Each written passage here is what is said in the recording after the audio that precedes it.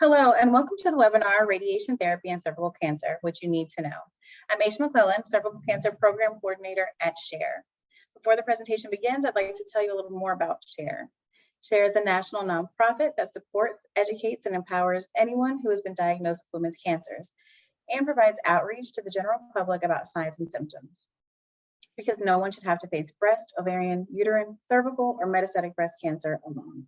For more information and about upcoming webinars, support groups, and our helplines, please visit our website at sharecancersupport.org.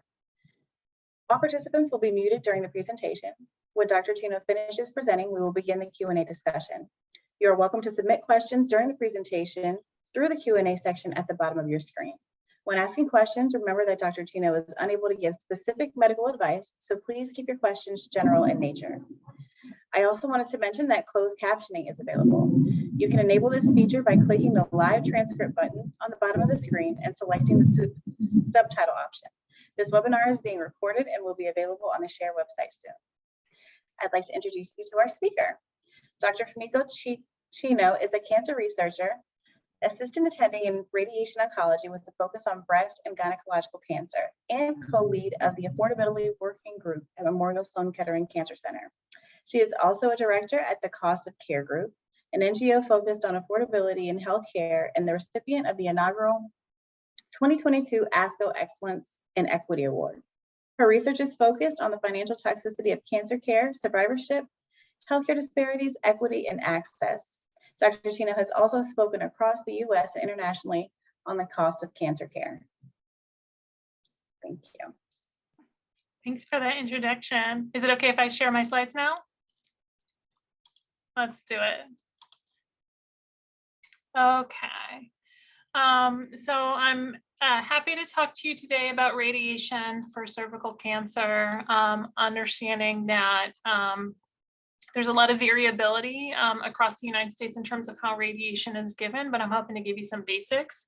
I'm coming to you from New York City, and where I'm a practicing physician at Memorial Sloan Kettering Cancer Center.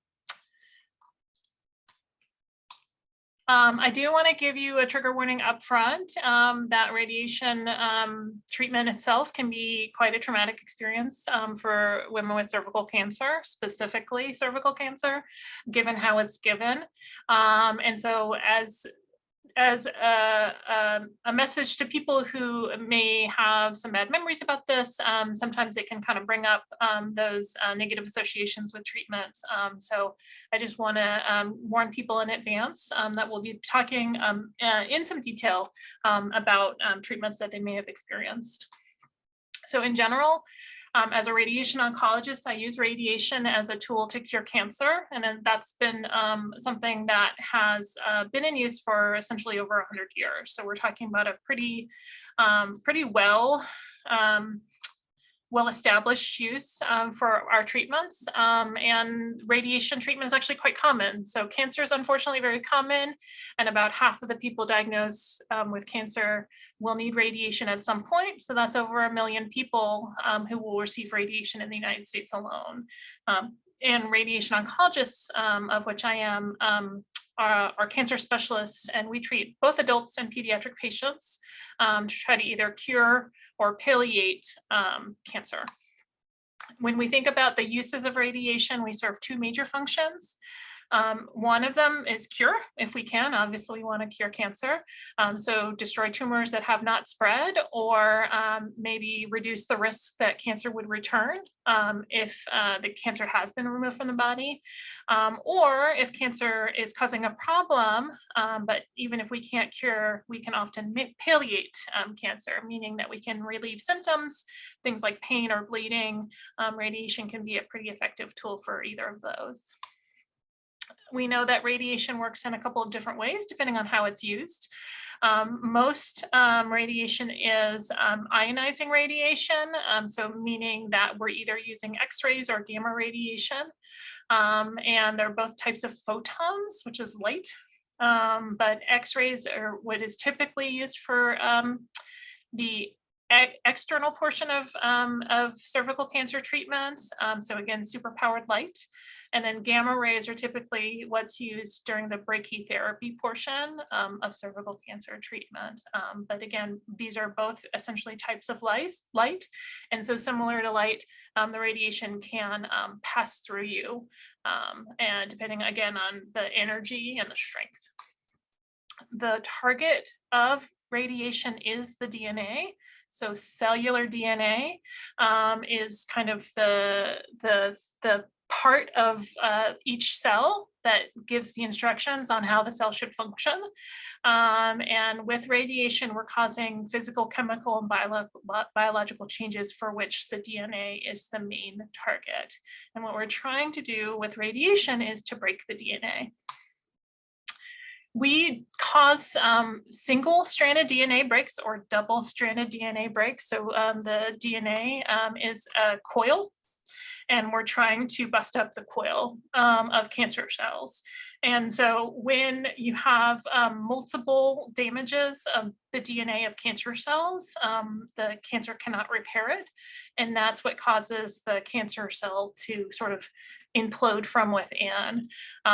What's phenomenal about the human body is that your own body can actually repair its own DNA and cancer cells can't, which is why we actually use the radiation techniques that we do, which is essentially, I'm relying on your body to repair itself kind of every night when you go home. When you get your radiation every day, every night your body's repairing itself, but the cancer cells can't. So we're kind of looking to build up a maximum dose in the cancer cells so that they implode.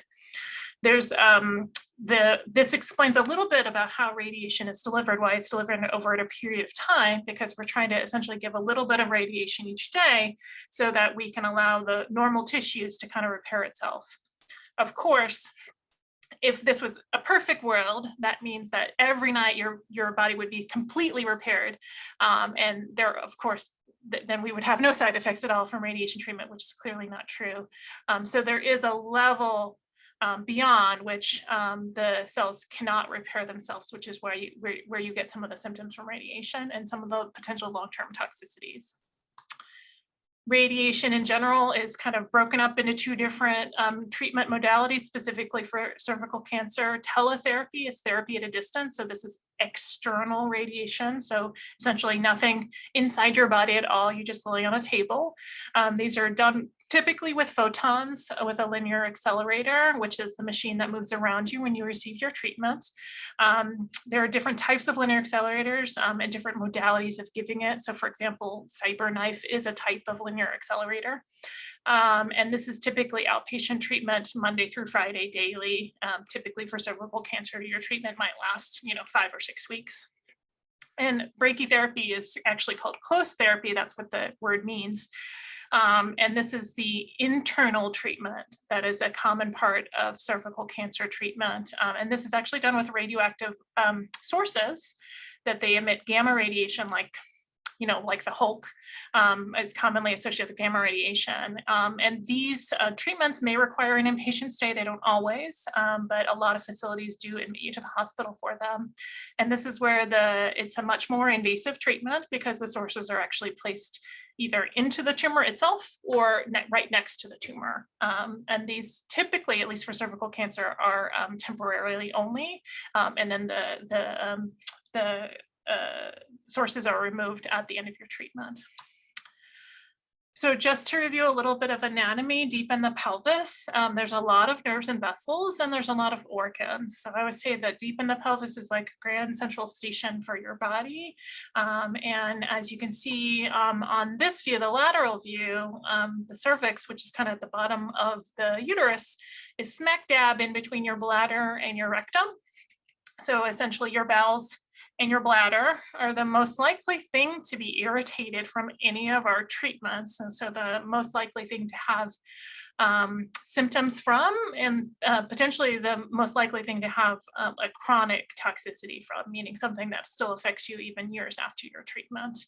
And just to kind of review the anatomy of the cervix, we're talking about the very bottom of the uterus again. And kind of, you can see based on the the picture on the left, we're talking about something that's very deep in your pelvis. So essentially it's kind of surrounded on all sides by the pelvic brim, by the bones of your pelvis. So it's kind of hard to get at. In general, when we think about cervical cancer treatment, we're thinking of it as being part of a team that is required to treat people with cervical cancer.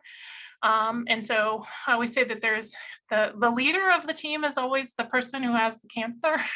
I've actually had a lot of patients say, well, who's the leader of the team? Is it the surgeon? Is it, you know, the medical oncologist or whatever? And I was like, actually, you're the leader of the team because you're the most important part.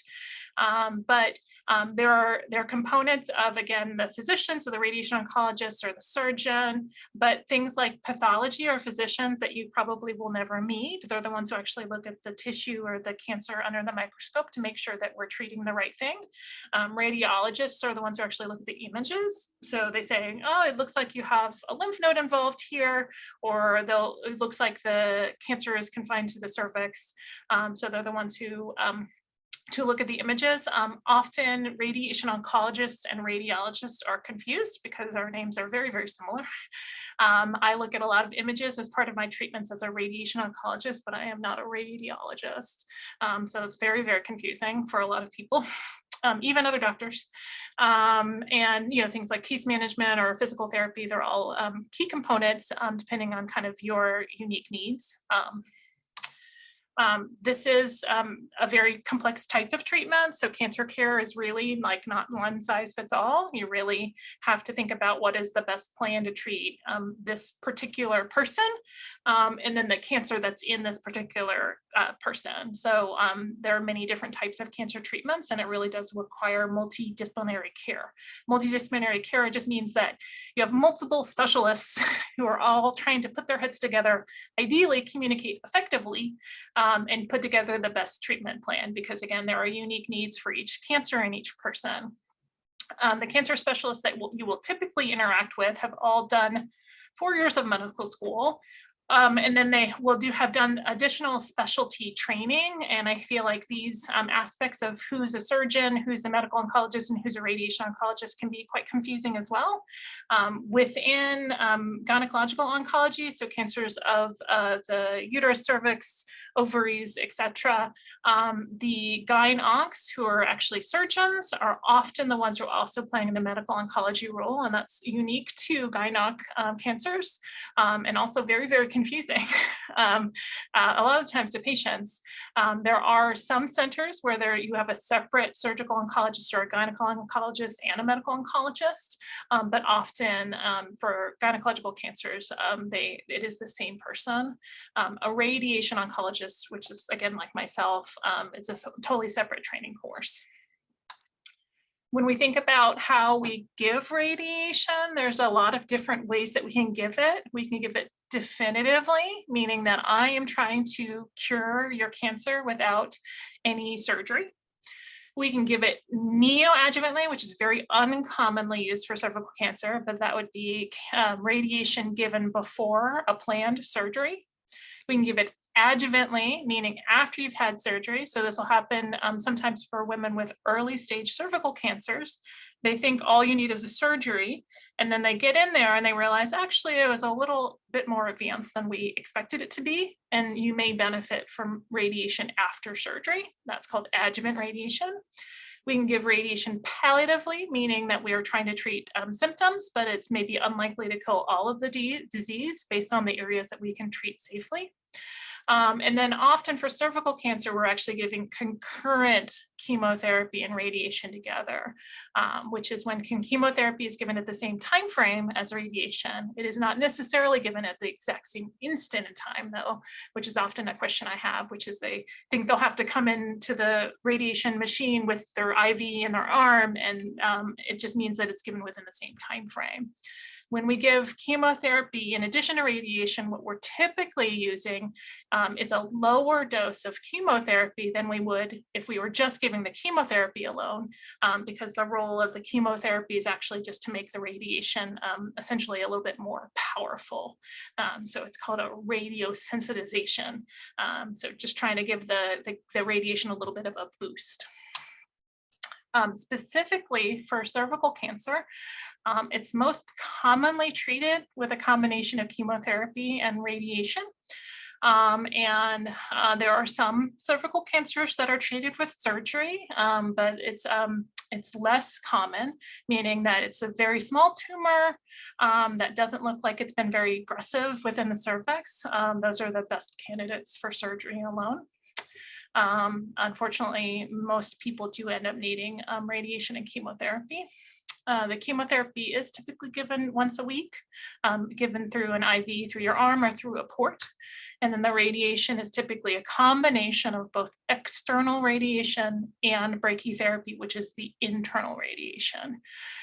Our goal is to essentially do a lot of work with the external radiation. So it's typically Monday through Friday for 5-ish weeks, sometimes 6. And then typically brachytherapy is done towards the end of treatment, although it can be done in the middle, depending again on timing. And it can be given either inpatient or outpatient, again, depending mostly on the facility that you get your radiation. And it typically requires a series of treatments, maybe 3 to 5, depending again on who's giving the radiation and kind of the area that they're trying to treat. And it's really important for cervical cancer specifically that we work pretty fast, for lack of a better term, that we work very efficiently, because it's been shown that if we prolong the treatment, so for example, need a lot of breaks or miss a lot of treatments for whatever reason, that it actually can inhibit control, local control, meaning that maybe the cancer is more likely to return in the pelvis, which obviously we are trying to avoid. Like I said, surgery can be considered for early stage cervical cancers, and some of those people may need radiation afterwards. Those are probably the only people that, depending on, again, what they find at the time of surgery, where you could maybe get away with just radiation and not the chemotherapy. But typically, if it's given definitively, mean again, without surgery, the chemotherapy radiation is given together.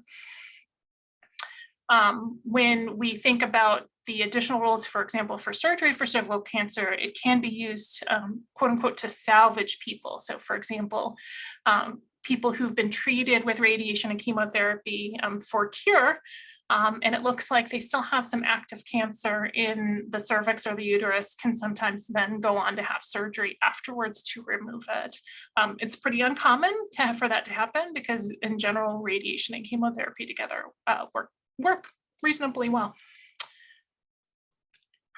When we think about the team of people that are needed to treat with radiation, there's the radiation oncologist. So that's me, the person who essentially evaluates the patient, who makes the plan, prescribes and oversees the treatment, and does some of the more complex aspects of what kind of drives where we treat and how we're treating it.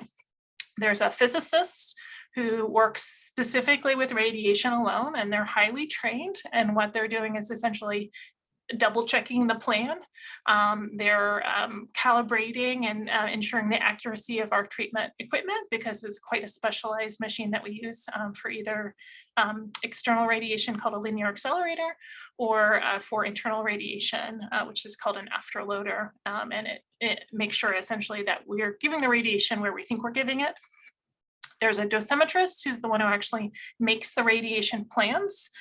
So the dosimetrist is my best friend, because they're the ones who actually are making sure that the plan that I envision in my head is the plan that actually can be delivered by the treatment machine. There's the radiation therapists, who are the ones who actually see you every day when you're on treatment with radiation. They're the ones who actually set you up under the machine, make sure you're in the right position, and they're the ones who actually kind of push the button every day to deliver the radiation. Since it's an everyday treatment Monday through Friday, they're the ones who are going to see you the most. They're the ones who, like if you have a music request, they're going to be the ones who put on your Phil Collins for your treatment, or they're going to be the ones who, give you the warmed blanket because it's freezing in the treatment machine areas. Again, they're going to be your best friends. And then there's specialty nurses, obviously, that we work with that are most familiar with our radiation techniques. From kind of the time you see a physician to start the idea of radiation to when you actually start your radiation is this process. So initially I'll see someone. If there's any additional tests or scans I need to get, I'll get those. And then they'll come back for what's called a CT simulation or a sim, or I call it a planning scan for patients because I think a sim is a very confusing thing.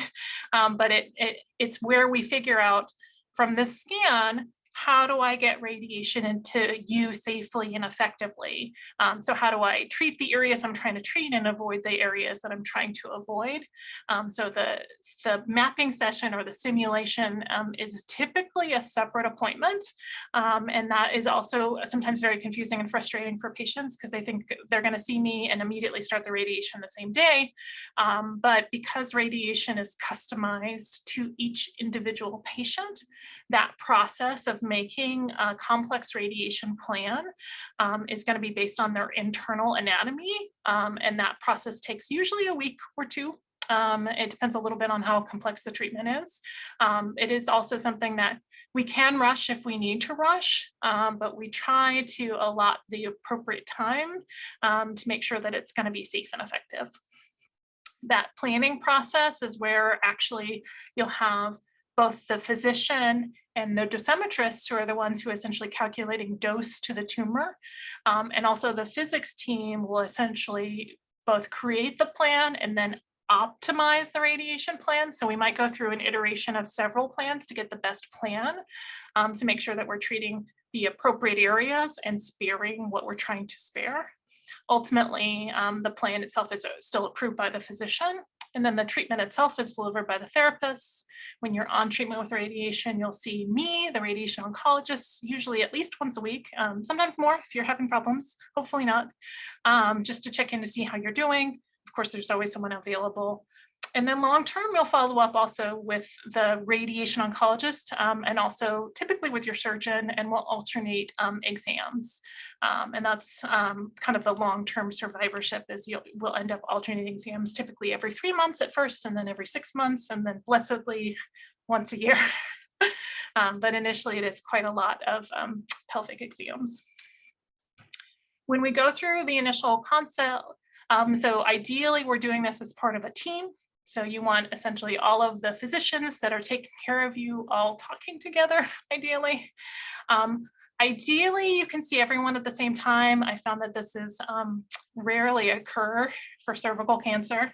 It's typically you'll see the surgeon first, and then maybe a week later, you'll see the radiation oncologists. We want to make sure we have all of the information that we need before we start your treatment plan. So for example, if you haven't had a biopsy, we want to make sure that we do have a biopsy to confirm what we're dealing with. If you haven't had imaging studies, we make sure we get the right imaging studies. It depends a little bit on the type of cancer, the type of imaging that you get. So typically for cervical cancer, it would be something like either a CT or a PET CT, depending again on the concerns, and then sometimes an MRI of the pelvis. Often there are barriers for these things. For example, insurance companies that put up all these prior authorization barriers. We can talk about that later if you want. I have incredible frustrations with the insurance companies. Overall, we're planning to make the right plan for each individual to make sure that essentially we're talking with each of our colleagues, for example, the surgeon or a medical oncologist if they're involved.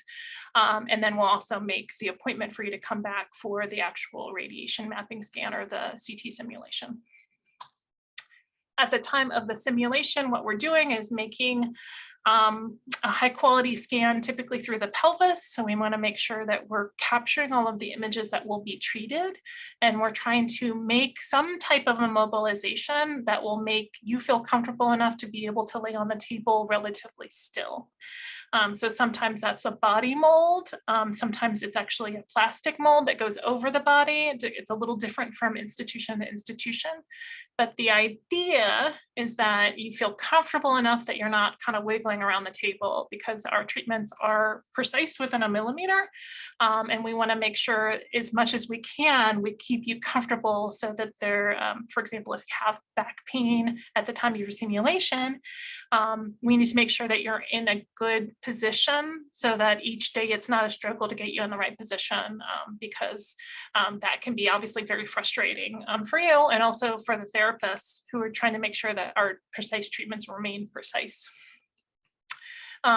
This is, again, the idea that the position that works best for you is the position that you can hold.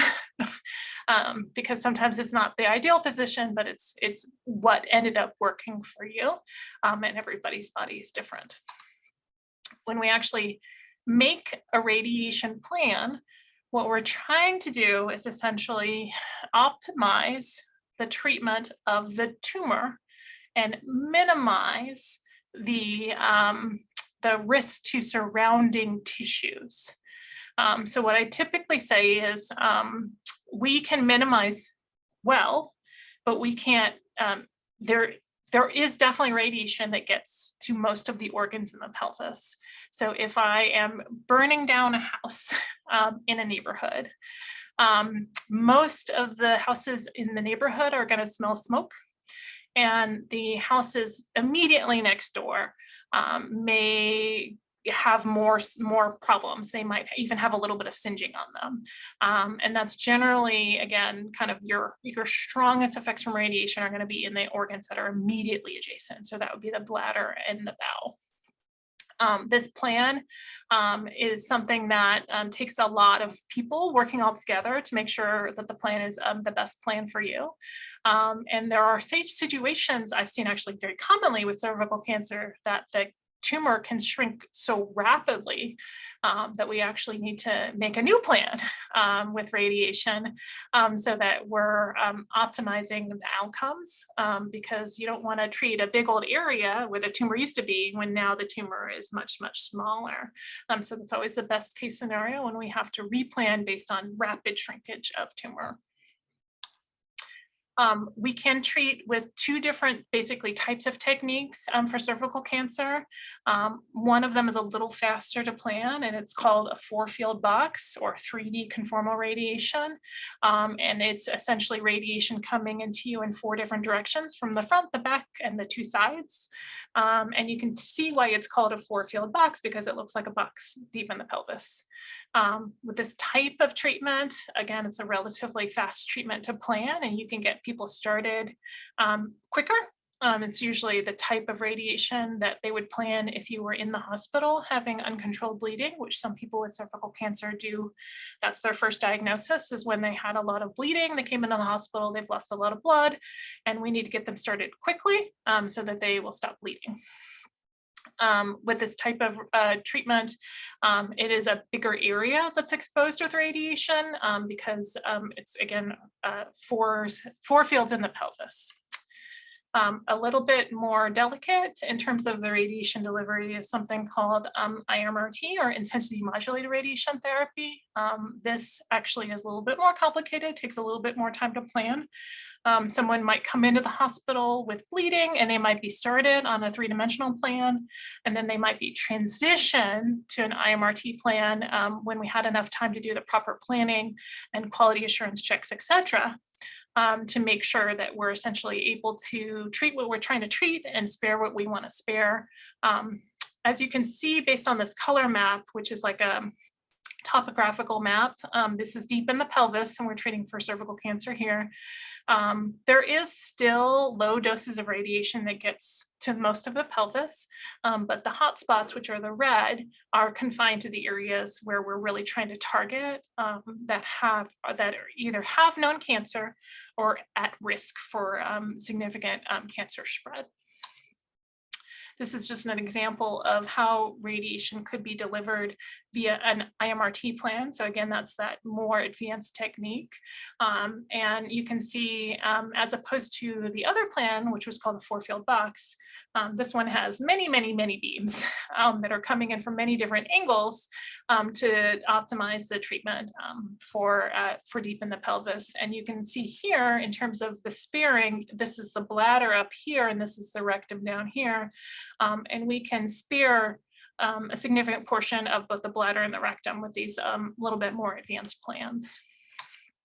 When we actually give the radiation for cervical cancer, it is typically given 2 different ways, through both external and internal radiation. The external beam, again, is delivered with you laying on a table and a machine moving around you.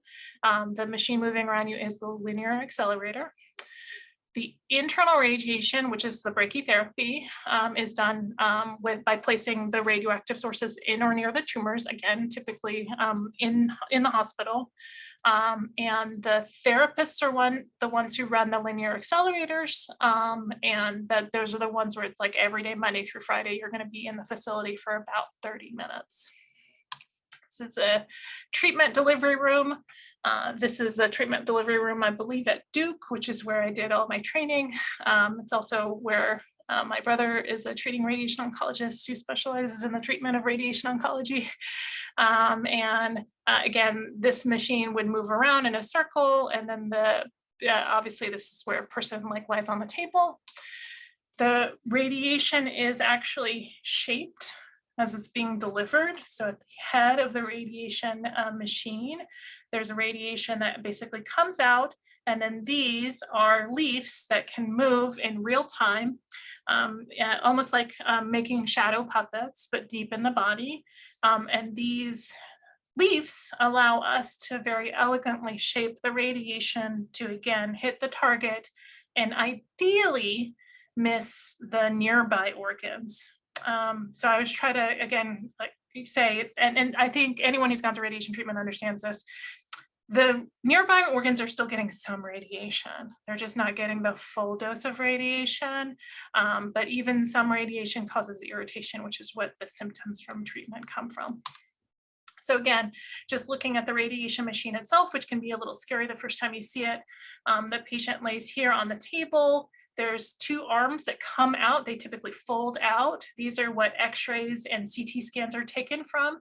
And this is actually the head of the treatment machine, which is actually where the radiation is being delivered. When we do radiation, we typically take X-rays to make sure we're in the right position. So an X-ray is taken in 2 different directions, from the side and from the front. And then we make sure essentially that the alignment is perfect based on the bones.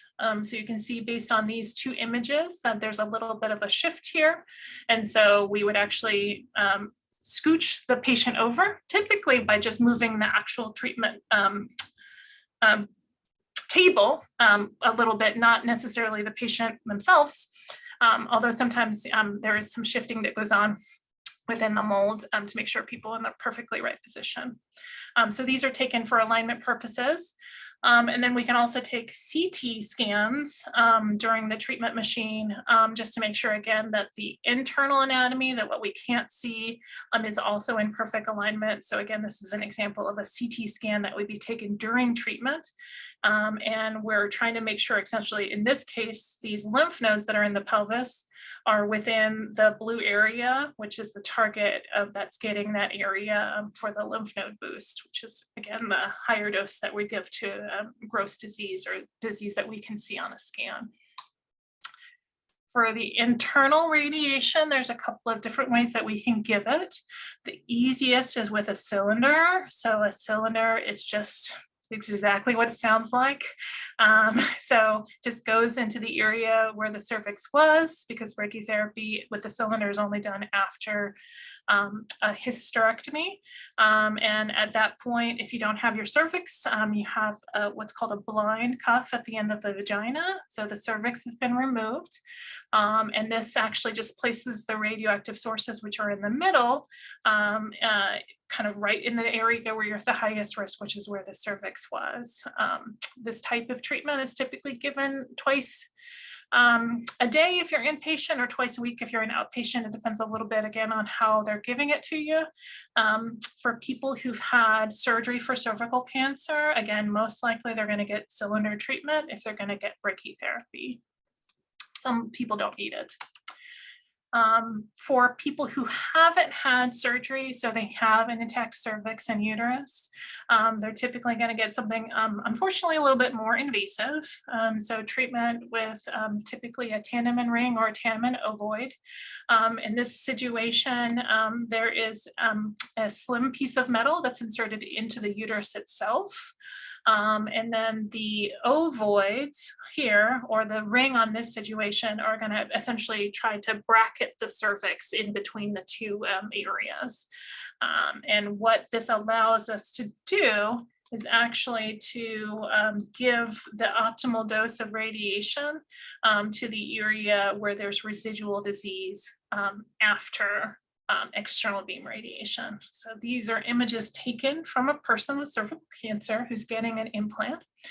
And you can see that the rectum is here, the bladder is here. There's a Foley catheter, because as part of this procedure, you typically get a Foley, which is a slim tube inserted into the urethra. They're very comfortable. I'm just kidding, sorry. They're uncomfortable. The cervical cancer here is outlined in red, and you can see essentially between the areas on either side of the cervix here and the tandem, which is the metal tube that goes into the uterus itself, we're able to make a radiation plan that covers that area, so that it can receive an extra little bit of radiation. Typically, the brachytherapy part of the radiation is considered a boost. So it's called a brachytherapy boost. When you get radiation, you do typically have some side effects. They are usually limited to the area treated and caused by either the cancer itself dying or sometimes irritation of the surrounding tissues. So for example, in the pelvis, we're going to cause things like diarrhea, sometimes cramping, changes to the urination, sometimes irritation of the vagina. Tiredness is something that almost everyone gets with radiation, and it's worse when you have the chemotherapy. If you can get nausea from irritation of the bowel, and again, the nausea and the diarrhea can sometimes go together. And occasionally people will get a pain flare. So for example, if you had pain from the cervical cancer and we start treatment, sometimes people will say, yeah, my pain got a little worse before it got better. And that's because of essentially inflammation in the cancer that is dying. What I say with the radiation is that if we're not treating your head, you're not going to lose your hair from radiation. Sometimes you lose hair from chemotherapy, but not typically the chemotherapy that you get with radiation, which is cisplatin. Sometimes people will notice some hair thinning with it. Sometimes people, if they get chemotherapy afterwards, they'll lose their hair. It doesn't typically cause things like cough or shortness of breath, although I will say that if you are very tired, it can certainly manifest to you like problems with your breathing because you have a little less stamina. So again, most people, when they have radiation, are for the first part of the treatment are going to be able to drive themselves. A lot of people actually continue to work. It depends a little bit on the intensity of the treatment and how they're feeling, even when they walked in the door. I don't cause hair loss on your head from radiation unless I'm treating the head. And that unless we're treated with permanent brachytherapy, so something that's left inside your body, you are not radioactive from your radiation treatment, so you're not going to put your family at risk. And you're not specifically going to, you can still go to the grocery store, to church, whatever you normally do in your interactions, understanding that we're still in a global pandemic, so you want to take some extra precautions if you're on active cancer treatment. In general, if someone has bad diarrhea or increased urinary frequency during even treatment of the pelvis, two things that I would expect to happen. I want to make sure I'm checking people for common infections, just so I can make sure that I'm not ignoring a problem that I'm just attributing to the radiation, but actually is like you have a UTI. I want to make sure that I'm treating the infection if you have it as well. There are potential long-term effects of radiation. I'd say generally people don't have every long-term effect, but they usually have one at least. And so this is usually limited to the area treated, and it's caused by scar tissue or decreased function.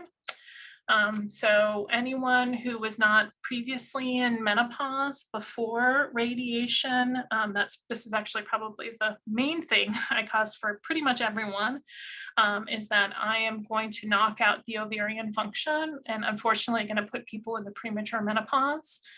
This can be helped by taking estrogen, which is safe for people with cervical cancer. Very rarely, the ovaries can be transposed out of the pelvis, out of the area that we're trying to treat. It's obviously a different procedure to do. But for someone who, for example, wants to maintain their ovarian function, that would be a potential option. I do cause scar tissue at the cervix and in the vagina, and that can lead to things like vaginal dryness or stenosis, which is again scar tissue where the tissue doesn't stretch the way it used to. That typically will cause more irritation during penetrative sexual intercourse. So for example, if the tissue itself is normally supposed to stretch, collapse and stretch very easily, and I create a lot of scar tissue in there, sometimes even just intercourse itself will cause some bleeding. This can be helped by things like dilators, moisturizers, lubricants, that sort of thing. It's not perfect, I would say. I think the amount of sexual activity that people are interested in will dictate how much they're kind of willing to put up with in terms of, for example, using dilators 3 times a week or only using them once a month before I do an exam. I can cause chronic bowel or urinary frequency. So for example, irritation of the bowel or the bladder that can cause blood in the urine or the stool. Sometimes people do need long-term medications for diarrhea, or sometimes for urinary frequency. Sometimes people do need even things like enemas or procedures to stop bleeding in the rectum, for example, after radiation. I can increase your risk of fracture long-term to the pelvis. So for example, if you had a fall, you're going to be much more likely to break your pelvis after radiation than before radiation. But it can also cause something called an insufficiency fracture, which is typically without a significant amount of trauma. You can get these small little cracks in the sacrum, which sometimes are asymptomatic, meaning you don't feel them. And sometimes they can actually be quite painful. So that is a known risk after radiation. Our modern techniques help reduce that risk. However, it's still present even now. I can increase your risk of swelling in the legs. That's called lymphedema. If you have swelling in the legs after radiation, it can be a permanent thing, meaning that, it may be something that you always struggle with. It is a higher risk for people who had a lymph node dissection, meaning they had surgery and they had a lot of lymph nodes removed from the pelvis, or if they had a lot of lymph nodes involved to begin with from the cancer, and a lot of them required higher doses to treat the visible disease in the lymph nodes. One of the worst long-term symptoms that can cause is something called a fistula, which is an abnormal connection between 2 things that shouldn't be connected. So like, for example, the vagina and the bowel and the bladder and the vagina. These are all things that can cause a lot of symptoms for people. Sometimes the fistulas are created from the tumor itself. Sometimes it's from the treatment, and sometimes it's both. So people who already have, for example, cervical cancer that invades in anterior or into the front of their body towards their bladder, if it's invaded into the bladder, they're at a much higher risk of a fistula because they already have that abnormal connection between their cervix and their bladder. I would say in general, doctors are notorious for underrating patients' symptoms. So if you look at pretty much any study compared, for example, what the what the physician says is happening, which is the red, and what the patient says is happening, which is the orange and the green. Pretty much consistently, the physician will underscore what's happening to the patient. So we're just honestly sometimes not very good at listening as to what's happening with the patient, and that's very frustrating. I put in the breast side effects on the right just because I feel like it's an easier comparison to look at than the graph that's actually for people with gynecological cancers, because it can show the stark difference between, again, what the physician says and what the patient says is going on in terms of how much of a problem some things are. I will say that toxicities do get better over time. And so as you go from 5 weeks after radiation to a month after radiation to a year after radiation to 3 years after radiation, typically symptoms will improve some. So for example, diarrhea is the biggest improvements, but even, like how much things interfere with your life, they do typically get a little better over time. And unfortunately, something like PTSD or post-traumatic stress disorder is something that is actually honestly pretty common after brachytherapy. And so about a third of patients will have some symptoms of acute stress disorder, which is the precursor for PTSD. And unfortunately, about 40% of patients will have some symptoms of PTSD 3 months after treatment. There are certain things that can help decrease the risk that you'll have PTSD. So having good support, having your pain controlled, making sure that, your symptoms are controlled, they can help decrease the chance that you'll have a lasting, negative psychological harms from your treatment. But again, I feel like PTSD after brachytherapy is also a really underappreciated concern.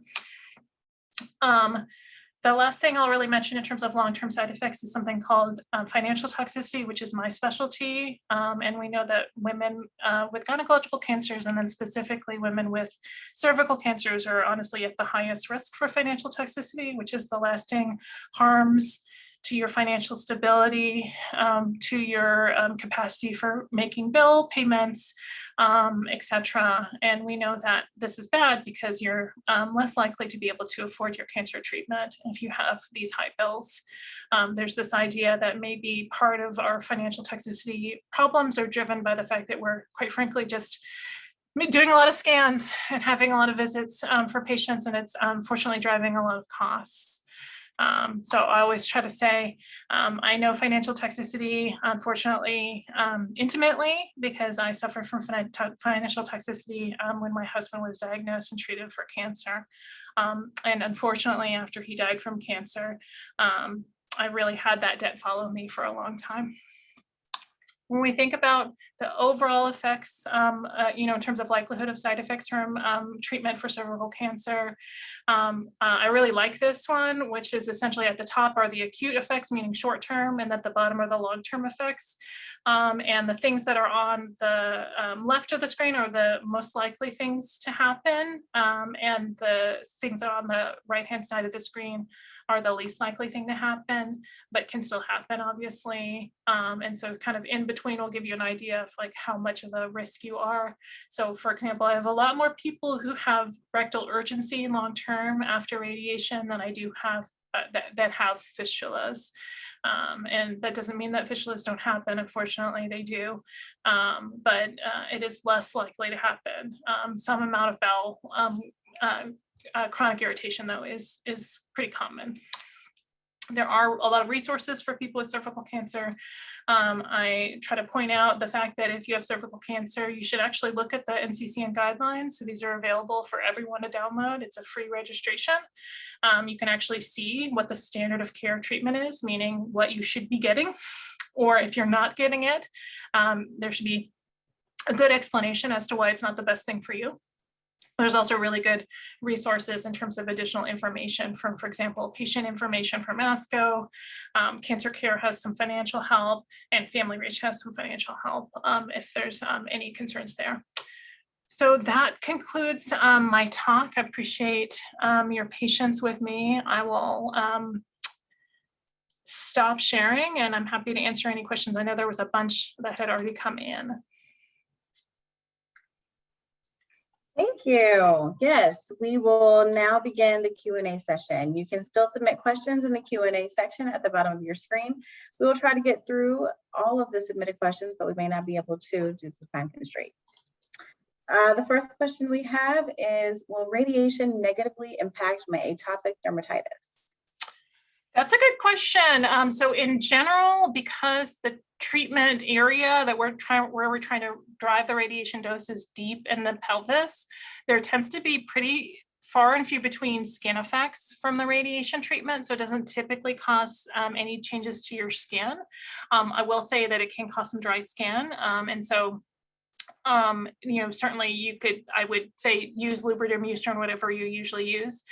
Sometimes deep in the pelvis, because we're treating the upper part of the vagina, you can get irritation of the vaginal wall and maybe some increased discharge.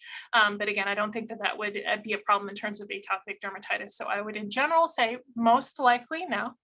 Although I always say that medicine, as much as we want to think of it as being a hard science, is still, I feel like I learned something from every single patient. And so I would say if something is happening to you, you know it's happening to you because it's happening to your body and you are the expert of your own body.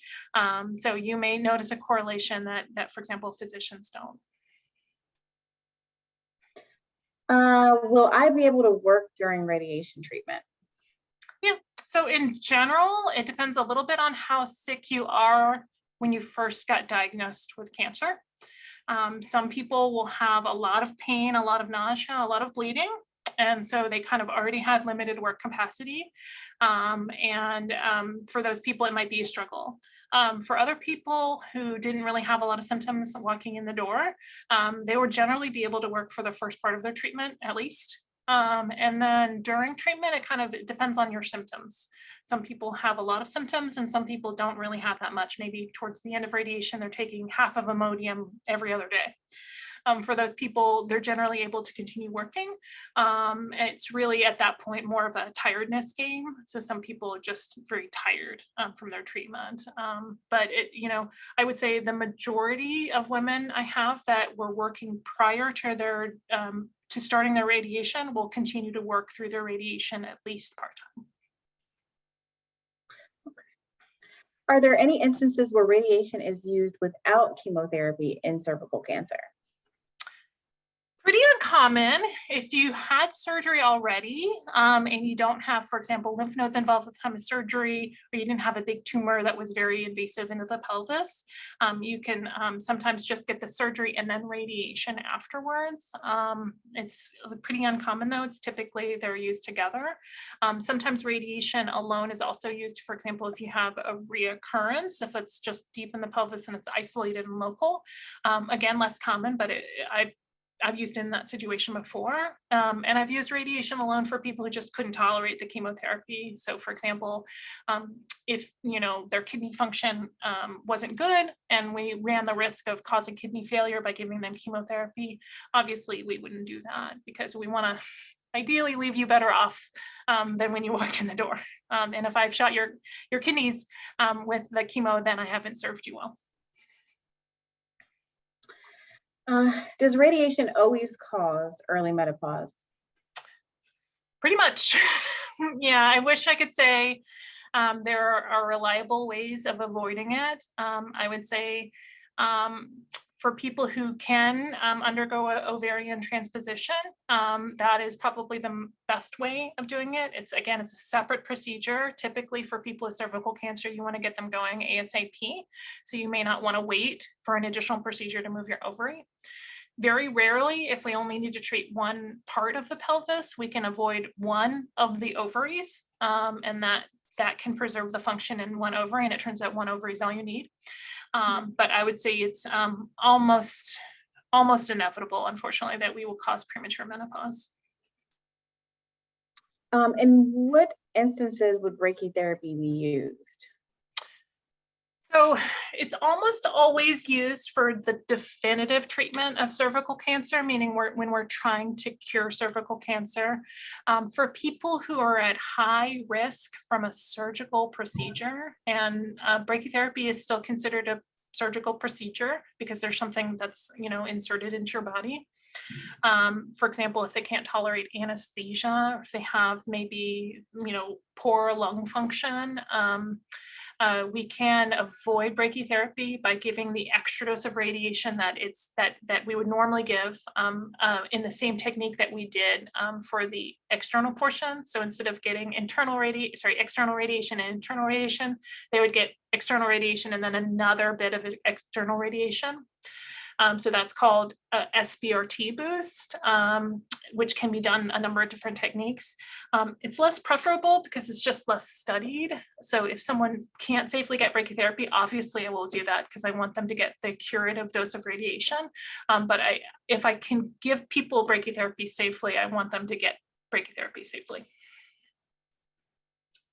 And so would brachytherapy be used in the event of a reoccurrence? Yeah, often can be used for reoccurrence. It just depends a little bit on what they got the first time around. And so where the radiation was given and to what doses. But certainly, for example, if someone had a vaginal reoccurrence of cervical cancer, you could potentially give them brachytherapy.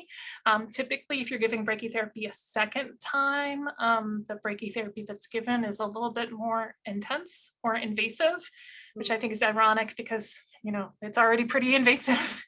Right.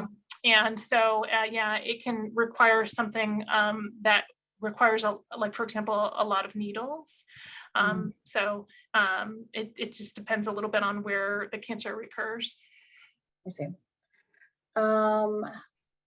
What happens if I don't use my dilators after radiation? So for some people, nothing. I will be honest. It's funny. We really stress the use of dilators, but everybody is different in terms of the scar tissue that their body forms. And some people just don't form that much scar tissue, and other people form a lot of scar tissue. And I think we guilt a lot of women about using the dilators. We say, well, you really need to use your dilators more often. And God's honest truth is that some people can use their dilator every single day and they'll still have a lot of scar tissue. And other people can have left it in their drawer and forgotten about it a year ago, and they're just not going to have a lot of scar tissue. So it's a little bit unfair, I'll be honest. Consistent dilator use can help reduce scar tissue from forming, and there are certain people that are more likely to have adhesions, which is where essentially if you think of the cervix here and this is the vagina, the two walls of the vagina just stick together. And then if the cervix is here and I'm looking here, it actually is very hard to see the cervix, the area where we're really trying to make sure you don't have cancer, if the two walls of the vagina are stuck together. And so when I go through with the speculum and I open it up, it can be very painful and uncomfortable and can cause bleeding and actually can be hard to see. And that's the real purpose of the dilators. I will say that for people who are interested in being sexually active, that's the best dilator that you can do. Right. Because it's just, it's honestly, it's more natural. So if you're able and willing and wanting to have sexual intercourse, actually encourage women to kind of reclaim that part of their body, because I feel like that's the best vaginal health that they'll have. Right. Would it be possible to go back to a normal sex life if you don't use your dilators properly? I think it just depends on you and how much scar tissue you have, and a little bit depends a little bit on where the cancer was and kind of how it regressed and it formed scar tissue. Some of it depends a little bit on the type of radiation that you received as well, and then some of it is just how you form scar tissue individually. And it's very frustrating because it's not like your fault if you're a person who forms more scar tissue. You can't pick it. And so that's what's very frustrating, especially for people, for example, that don't have a lot of scar tissue and they're like, oh yeah, I never use my dilators. And I was like, as it turns out, you don't need to. So whatever you're doing, you can keep doing it.